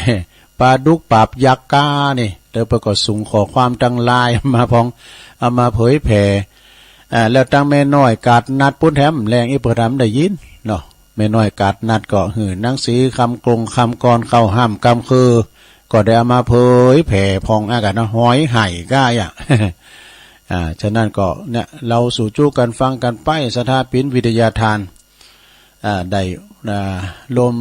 ลมจิตลมใจกันเนาะเอาได้มาฟังนี่ก็ดีอกดีใจแล้วก็ศรัทธาญาติโยมทั้งหลายอยู่บ้านอยู่จ้องก็ฟังกันไปวันนี้ก็ยังมีเข่ากำเนื้อศรัทธาก็ไปฟังเทศฟังธรรมแต่คืนแล้วนี่ก็เป็นคืนแหลกเนาะตีสุสานวัดสันขายอมบ้านหอยทางนี่นะบ้านหอยทางก็ติดกับปากตั้งเจริญเนี่ยศรัทธาเปิดเข่ากำไปแหวแต่คืนแล้วนี่ก็โอ้ศรัทธาเปิดมาฟังเทศฟังธรรมก็หลายนะซึ่งก็เป็นพื้นที่ของปกำนันบุญทรัพย์ปัญญาประธานชมรมกำนันผู้ใหญ่บ้านนะที่บ้านห้วยทั่งนี่นะเปิ่นแปลงเมนแล้วก็ตะคืนแล้วนี่ก็ฟังเทศคืนแล้วก่อนในเมตตาธรรมองค์เทศท่านพระครูวรธรรมมานาถนี่เจ้าอาวาสวัดหนองเหงอันนี้เปิ้นไปเทศกุฏินะสนะไปเทศกั้มนะไปเทศกั้มจูเปิ้นฟังเทศธรรมประกอบโมนเปิ้นจะอาลัมพระบทแล้วก็เทศมรดกธรรมนี่ก็ประมาณสักชั่วโมงนะศรัทธาคืนนี้ก็ไปฟังแถมเนาะศรัทธาญาติโยมวันนี้อาจจะถ่ายทอดนะท่านมหามาดูท่านมหาสมชาติชาตปัญโยเปิ้นอาจจะถ่ายทอดเปิ้นเอาวิทยุมาตัวจ้ะวันนี้อาจจะได้เปิ้นนั้นจะได้แตนตุลุงนะตุลุงจะได้ไปวาทำงานศพหลวงพ่อโทโทมาเจ้าตรงสุมาได้ปัดกดวางเพื่ออันพักคึงแล้วเปิ้นโทรมาตุลุงวันนี้ไปเทศทำบ้านศพเด้อในพื้นที่ที่ตุลุงอยู่เนี่ยเปิ้นมีงานเขาดำหลงนะแต่คืนแล้วก็ไม่ได้ไปสวดอภิธรรมก็เปิดกิจกรรมหือตูนหน่อยเขาพาเขาไปแต่เบื้องในตุลุงได้รับมอบหมายจากหลวงพ่อไปวาธรรมทีมงานเขาดำเนาะตีนด้อยเนี่ยกะคืนนี้ทีงานเขากำก่อนในเมตตาธรรมองค์เทศเนอท่านพระครูสถาพรพัฒนาลังสีนี่เจ้าคณะตำบุญยางครามเนอะเจ้าอาวาสวัดใหม่พัฒนาปูนใหม่พัฒนาก็ปูนนะในตำบุญยางครามเพื่อจะได้มาเทศนำเทศธรรมมือศรัทธาได้ฟังกันเนอะก็นักเทศก่อนในพื้นที่เนี่ยนะศรัทธาญาติโยมอาจารย์วรรณชัยก้าเนี่ยคุณแปะปุ่นก็มาเทศปุ่นก็มาเข้ากรรมด้วยแล้วก็ตั้งมี4 คืนนะเนาะดูเหมือนจะเป็นสุดท้ายนี่พระครูสุนทรปัญญาลัตน์เนอหลวงพ่ออันนี้ก็เป็นพระครูเก่าตุลุงนะเจ้าคณะตำบุญหนองยวงเจ้าอาวาสวัดป่าหกฟ้านะเพิ่นจะมาแสดงธรรมคืนสุดท้ายก็คืนวันที่11เนาะศรัทธา11คืนสุดท้าย4 คืนนะกันเนาะ4 คืนแล้วก็วันที่12แล้วก็ออกกรรมแล้วซะนะออกกรรมอันนี้ก็เป็นงานเข้ากรรมแต่ละตีตามที่ตุลุงไปแต่ละตีเนี่ยก็ศรัทธาเปิ้นสนจิตสนใจเปิ้นตุดมาแล้ว3 ปีแล้วเนาะไม่ได้เข้ากรรมบ่ได้โลมโถกันเข้ากรรมที่ไหนก็คุณหนักคุณหลายนะตั้งหลายปิ้งดวงนิมิตก็โตคนแน่นหนาเด้อ ตึงยิงตึงใจเปิ้นปิ้นกันอันปิ้นสามัคคีกันอดอ่ะนะมาฟังเทศฟังธรรมกันก่อนหลายอันนั้นเปิ้นเอาตังไก่มาแปลว่าเอาสมุโอลานบนเด้อมาเทศนะโทโมน่ะสมกาบนได้คนรุ่นประลำเอาเก้าอี้มาเสริมตะคือก่อมตึมเจ้ามกบ่ได้จัดงานคอนเสิร์ตเนี่ย ก็มีหลายตุนเนาะเอาตังแม่ริมพองน่ะหลายก็หลายตุนมาเทศตุงขี่เสือกาเอกะนะศรัทธาญาติโยมตอนนี้ก็เอานิมาวาทำกรรมนี่ก็แห่เนาะศรัทธาญาติโยมก็ฟังกันอยู่ตั้งบ้านตั้งจองนะไก่อันนี้มดแล้วกะมด6 หาแล้วเอายาเม็ดพิเศษทำกรรมนะยาเม็ดพิเศษนี้มันต้องมีอย.ขอรับรองเม็ดที่1แปลว่าหักหือเป็นหักกันแปลงกันหักกันเหมือนปีเหมือนน้องมีความสามัคสามานสามัคคีปินน้ำหนึ่งใจเดียวกันเนี่ยเม็ดที่1นะยาเม็ดที่2เย็นใจเย็นเข้าไว้ใจเย็นเย็นเนี่ยศรัทธาเนอะจะไปใจห้อนใจเย็นเย็นแปลว่ามีความอดแล้วก็เม็ดที่3คลายวิตกไปวิตกกังวลหยังจะเกิดมันดึงเกิดลงจะมาเตอะลูกหลานมันป่นขอดมันก็จะดีอ่ะนะจะไปเป็นวิตกไปเป็นโหงมันยาเม็ดที่3คลายวิตกยาเม็ดที่4พกอารมณ์ขันนี่เปิ้นว่าให้ยิ้มแย้มแจ่มใสไข่โหคะลงนะจะไปไข่โหวันคำเนี่ยเปิ้นว่าพกอารมณ์ขันก็คือมีสินตื่นไข่โหไปเนาะเม็ดที่5มันบริหารกายจิตนี่มันบริหารกายจิตออกกำลังแกว่งแขนบริหารจิตนี่ก็กำหนดจิตกำหนดใจภาวนาพองนะยาเม็ดที่6เม็ดที่6นี่เป็นอย่างเปิ้นว่าคิดทันสมัยวะ คิดเต้นทันสมัยพอง แล้วก็เม็ดที่7ยาเม็ดที่7หูจักอภัยกันเด้อศรัทธาเนาะอภัยก็คือจะมันเตอะปล่อยมันเตอะตัวเดียวมันได้นะอภัยอย่าโตดอภัยมาเนี่ยยาเม็ดที่8เข้าใจคนอื่นเนี่ยเข้าใจเอาใจเปิ้นมาใจโตเปิ้นคืออย่างใดเฮาคืออย่างใดก็ใจเปิ้นมาใส่ใจโตเข้าใจคนอื่นตัวยาเม็ดที่9อย่าฝืนความจริง โอ้สมัยเฮาหนุ่มๆมาอีนี่แบกแป้หมดอ่ะเนี่ยบัดเดี๋ยวนี้ลองไปกะโธ่หลังหักเนาะเพราะว่ามันเหมือนเดิมล่ะร่างกายสังขารของเฮามันก็ทรุดโทรมไปตามกาลเวลายาเม็ดสุดท้ายหลงยาเม็ดที่10สงบนิ่งให้เป็นนี่สงบนิ่งให้เป็นเด้อเย็นอกเย็นใจสงบนิ่งบ่ต้องตีโพยตีพายจ่ายให้เฉพาะคนที่เรารักกันเท่านั้นนี่สะท้า ขอบคุณแม่เดินเพนเด้อส่งมาเนาะมันส่งเข้าปรากฏแต่เจ้าก็มีวรดรนี่เพิ่นอยู่ป่าดอยน้อยพัฒนาหนองหานสันทรายนะแล้วก็มีเพิ่มเติมมาแถมมีเจิน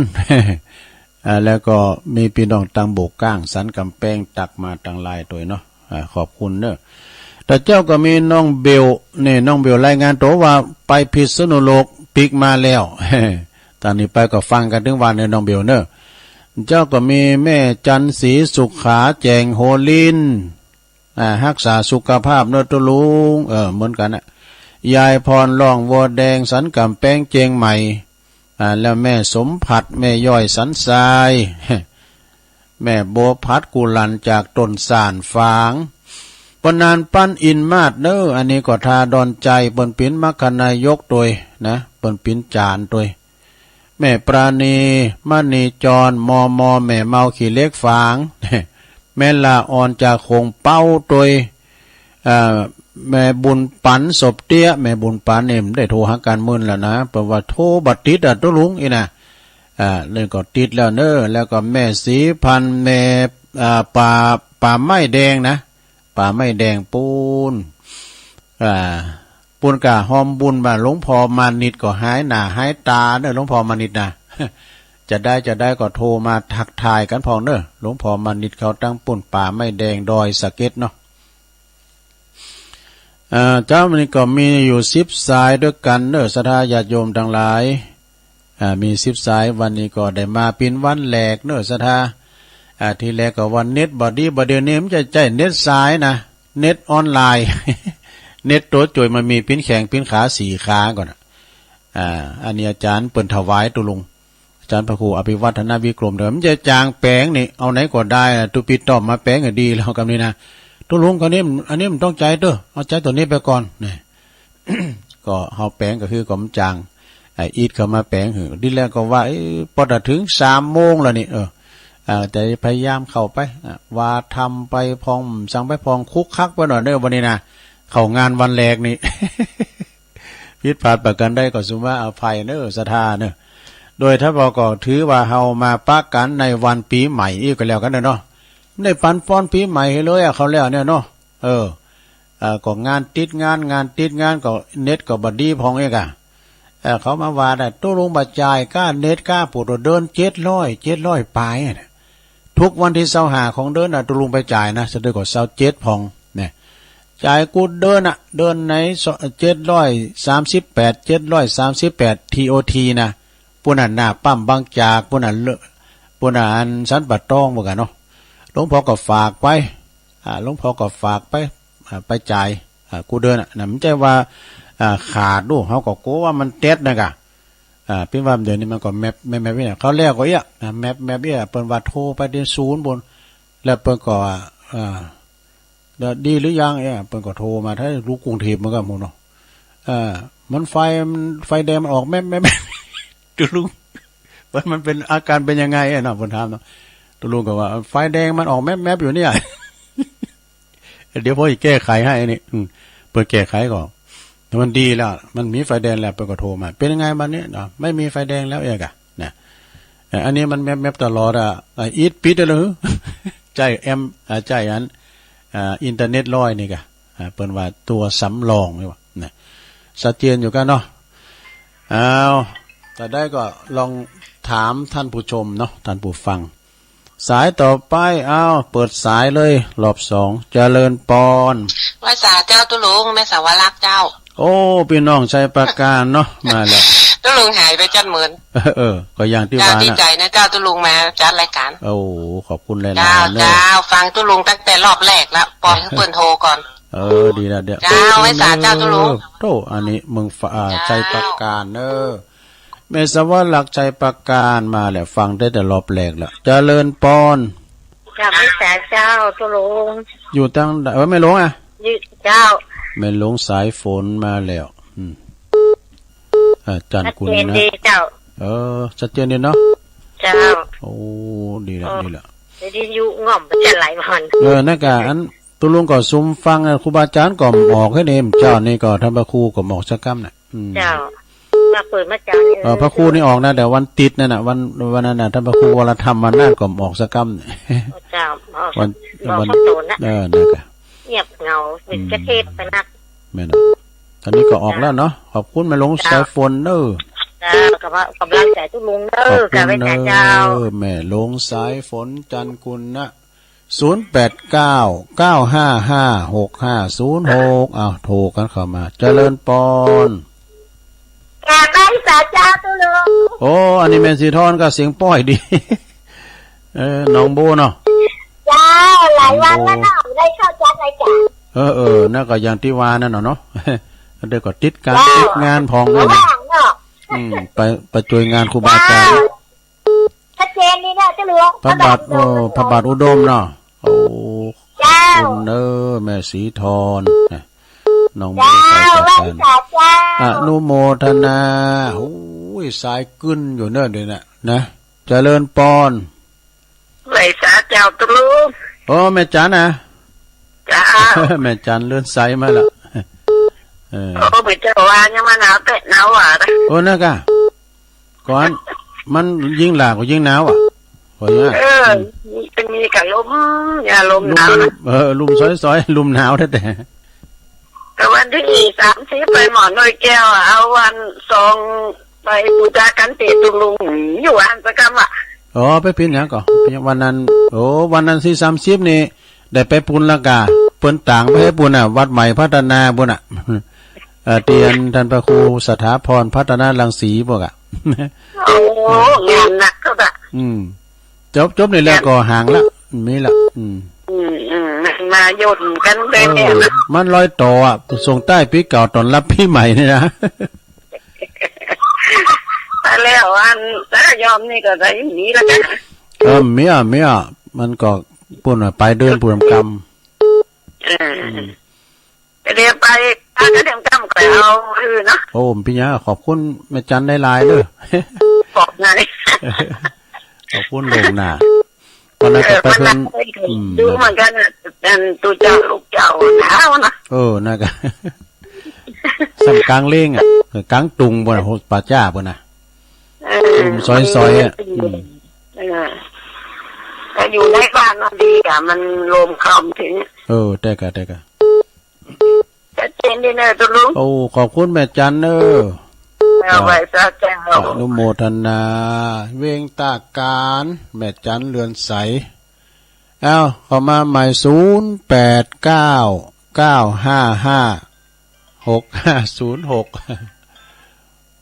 เจริญปอนแต่นมัสการเจ้าแม่ฟังอยู่เลยอันนี้แม่สุกแก้วเจ้าแม่สุกแก้วสีก็เดี๋ยวว่าตุลุงเมาไปเข้าอันกำมาจัดแล้วเจ้ามาอยู่เจ้ามาอยู่เพราะว่าไม่อย่างว่าเนี่ยกันเนาะงานหนึ่งจับงานหนึ่งเจ้าก่อนจอยครูบาอาจารย์ไปการนี้มีไหนวะมันมีมันก็จะไม่ตีสักขยอมเนี่ยมันไปมาหากันได้เวลานี่ก็มาปิกมานอนวัดได้เจ้ายินดีแม่เนอบุญรักษาเนออนุโมทนาสีโพธารามสายไต่เยอะมาเจริญปอนเจริญปอนตูบีโอมาฮะสวัสดีครับอันนี้ตั้งใดต้นนั้นอยู่ตั้งใดฮะฮัลโหลนันทองครับฮะลุงนั้นนันทองนันทองดุงหลวงกะนั้นเป็นนันทองนู่นเนี่ยเป็นนันทองดุงหลวงเนาะเป็นนันทองกูเลยจัดละกันก็ได้จัดนะกะจัดอยู่นี่เหรออยู่ดุงหลวงอยู่ไหนครับเขาฮะสนใจนันทองก้าเนี่ยก็คือกำลังใจเด้อท่านขอบคุณเนอะเป็นเลยไม่รู้กันฮะว่าปลงอยู่ไหนสมมติโอ้โหปิ้นเลยเอาใหม่เดี๋ยวมาใหม่เนอะเจริญปอนเจ้ากับไว้ซะเจ้าตุลุงไม่ใช่พี่นะเจ้าต้องไปด้วยเดนเจ้าต้องไฟด้วยเดนมาละไหลสหาตุลุงไหลจะไหลวันมาของป้าแล้วมาป้าวันเนี้ยเจ้าก็เพราะว่าอย่างว่านะกะเจ้าต้องไฟด้วยเดนไปไหนดักแซฟนี่เนาะคุณเฒ่าบ่ก็ถามหาเด้อแต่การที่งานก็อยู่ไกลด้วยกับน้องโบ้เพื่อนน้อยเกรงใจเพื่อนเพื่อนมาสูงก็เกรงใจเพื่อนกันเลยฝากอันรายการกับท่านพระครูอภิวัตรเพื่อก็เอาเทปใส่พร้อมจังบ่อยเนาะเจ้าตอนนี้ไปก็ไม่ได้ไปไหนละเจ้าอยู่กับวัดกับไหว้กำพักผ่อนเนาะเจ้าพักผ่อนท้องเจ้าขอบคุณหลายๆเนอะอนุโมทนาเนอะเจ้าสาธุกับไปสาเจ้าแม่สายพินเนอะต้องฝ่ายดอยแดนก็ได้โทรมาปิ้นกำลังใจเจริญปอนติดแล้วหลวงพ่อกฤษเนาะติดเยอะมันไม่ติดในตอนเย็นพอนะกฤษวันแรกไม่ติดงวดแรกไม่ติดเนาะติดตอนงวดที่2ติดพอเย็นพอนั่นแหละพุทธอุทยานปางวัดใครเรือยังไม่ออกพุทธอุทยานปางโมเนาะเก็บวัดต่อเนี่ยชัดเจนดีครับหลวงพ่ออยู่ปริวาสเนี่ยอยู่เข้ากรรมเนี่ยเข้ากรรมที่ป่าแห้วป่าแห้วสุมาที่ป่าช้าเราอยู่วัดเราเองใช่ไหมเดี๋ยวนี้อยู่วัดเราเองนะครับอยู่ที่ห้องส่งที่วัดพระธาตุน้อยครับเข้ากรรมออกวันได้เลยแต่บางทีเขาออกไม่ได้นะครับเป็นหน้าที่เขาไม่ออกแล้วอยู่ตลอด แต่ว่าเก็บวัดเหมือนกัน ครับผมเข้าเขตไม่ได้ขอบคุณครับหลวงพ่อครับสาธุกมเนนะบุตรเนี่ยอาจจะถ่ายทอดนะท่านมหามาแล้วเจริญปอนเจ้าไอ้สาเจ้าตุลุงตกกรรมที่ไปเหี่ยวกะเจ้ามันจังสลัมอ่ะมันฟ้าหัวใช่ปลาแรดเจ้าฟังกินแล้วตัดเจนจะดีนะเจ้าไม่ใส่ทองเนาะเจ้าไอ้ตุลุงเด้อโนธนาบุญเด้อสาธุสาธุเจ้าป่วยการมาแล้วอยู่ไปเหี่ยวอยู่ไปเหี่ยวเข้ามาแถมสนา779เจริญปอนเวลาหลายอยู่นะไม่ใช่เจ้าแม่อยู่ทั้งใดไม่แก้จำจองควงเปล่าหมู่11เจ้าแม่แก้วกันจ้าฟังอยู่เด้อแม่แก้วคงเป้าเนาะหมู่11โลกข้าตานเต้นแล้วฟังตึงวันเด้อขอบคุณหลายๆเนี่ยแม่แก้วเด้อวันแรกเด้อสาธุอันแม่เหลียวเขาก็ให้ฟังอยู่ก้าพอทันนัดเขาเนี่ยผมเป่าเจริญปอนเจ้าไหว้สาเจ้าแม่ลงปั้นนะเจ้าแม่ลงปั้นปัญญาเจ้าฟังอยู่เด้อคือกำลังใจเน้อสวัสดีปีใหม่เตยนะเจ้าเหมือนกันเน้อตาโจกขอบคุณไหว้สาเจ้าเน้อดูแม่ลงปั้นเน้อแม่ลงปั้นปัญญานะปีน้องกับโปรแกรมนั้นบุญทรัพย์ปัญญาเหมือนกันน้ำสกุลปัญญานี่หนักนะเจริญปอนอันนี้แม่หลงหลาเจ้าแม่หลงหลาวงสายยะอุ้ยหลามาแล้วเอาเลยแม่หลงปันปีใหม่ดงหัดนักไม่ได้โชว์มือหน้าการไม่อุ้ยหมอนสบายดีเนาะไปไหนไปลูกด้วยปียังอยู่ที่บ้านฟังเด้อเก่า18แล้วนะเก่า16กันเนาะเก่า16เหมือนถึงยินดีเด้อแต่ยินเสียงแม่หลงหมอนก็ใจดีละนะเมื่อก่อนนี่เพิ่นไปกินเป็ดตาลโมดหลงหมอนนะแม่หลงแม่อุ้ยมอนล่าวงสายยะเด้อปูนดงหาดนาเก่า16ล่ะเจริญปอนมาจากการเจ้าที่ยายพรรอบ2แล้วล่ะมันก่อนนิดหน่อยนะเจ้าให้ตื่นมันยาวก่ะมันยาวก่ะ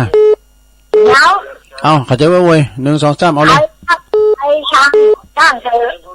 ใครเธอชูใครชูช่างเขาใครด่าใครบุญต้องคนเอา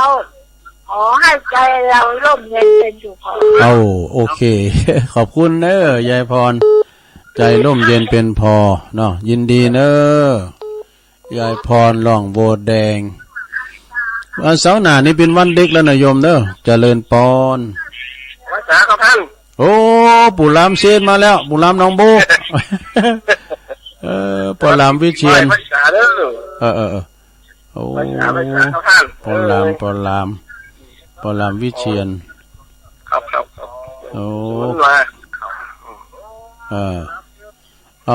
เขาบนโนนได้กะเขาบนโนนได้อะเขาหูบนโนนได้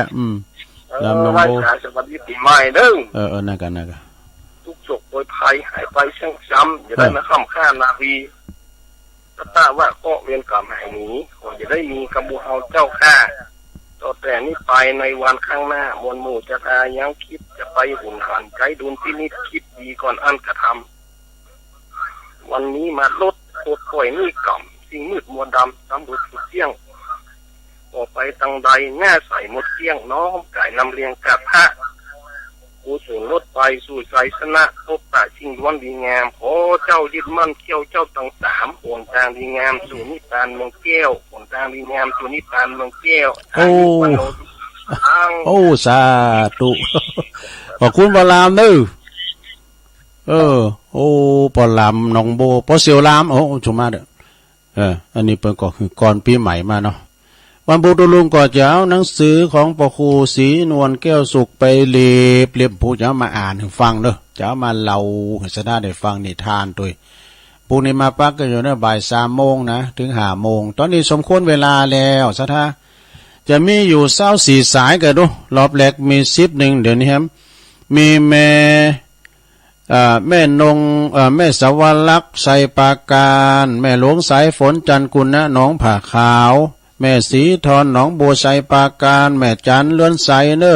เวงตาการแม่สุแก้วสีโพธารามสารปีแล้วก็พี่นันทองไงมันชัดเจนพี่นันทองผู้โทรมาใหม่พี่นันทองน้องบังก้าแม่สายพินต้องฝ่ายด้อยแดนเนอปอหลวงพ่อกฤษพุทธอุทยานน่ะพอเข้ากรรมด้วยปลาแห้วนี่ มันสันหลำไปชุมามันปล่อยไก่ตัวหลงแม่สายทองธัญแก้วนะน้องปูนหวยการแม่แก้วคงเป้าเนี่ยหมู่11แม่ลงปั้นปัญญาตาโจกเนี่ยแม่ลาแม่อุ้ยลาวงสายยาอุ้ยหมอนเนอเก่า16แล้วนะอุ้ยหมอนเอ้ยฟังน้ำฟังธรรมนะเปิ้นมือไปไหนก็ไม่ต้องไปอยู่หาดเอาเนออยู่เฮือนั่นน่ะแม่หลวงลาวงสายยาดงหาดนาคแล้วก็แม่ยายพรรอบ2นี่แล้วก็ปอนหลามวิเชียนจากกอขาหนองโบได้อยู่24 สายด้วยกันโอ้ขอบคุณเด้อกับศรัทธาญาติโยมทางหลายโดยขอบคุณทางงานสถานีวิทยุกุฏิโดยเนอวันนี้เปิดครบระบบเลยนะกำนี้นี่สบายแล้วเฮาเนี่ยมีอันจะได้เติมบัตรให้หน่อยเนาะเติมบัตรนั้นเพิ่นว่ามีบัตรหรือว่าเติมให้200ทุกลุงเนี่ยท่านพระครูว่านะเติมอันนี้กะออนไลน์เติมมันเราเตอร์อีกครับเพราะว่าอย่างนั้นนะเน็ตเกินทีนะต้องใจสายว่าซะนะขอบคุณเนอสนามผูกปักกันใหม่เนาะเวลาเดียวกันตุลุงนำรายการจากราชดาไปก่อนก็เดี๋ยวจะไปสวดมนต์ปูนในป่าแฮวเขากำแล้วอยู่เนาะอยู่ดีมีสุขเหมือนกันจุปู่จุคนเนอจัตตาโลธรรมาวัฏันติอายุวันโนสุขังปะลัง